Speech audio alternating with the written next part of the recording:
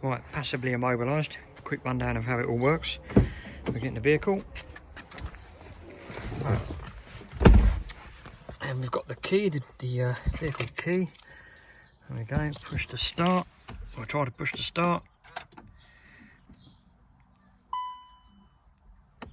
There we go. Nothing, won't crank. So, down here, out the way, gives us an idea what the system's doing. So, little red light telling us the passive immobilisation is active. Little button next to that red light is if you need to emergency override the system.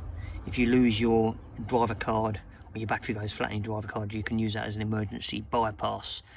So now, if we simply introduce an ADR card, I'll turn it on. So just me doing that turns it on. Now that card is permanently switched on and transmitting a signal now. So if the car can see that card, that light will go out. There we go, it's gone out. So we should now be able to start the car. There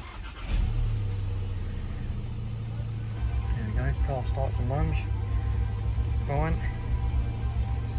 Now if we turn the car off, just as a little extra feature, bit of a visual deterrent, arm the system, blue flashing LED,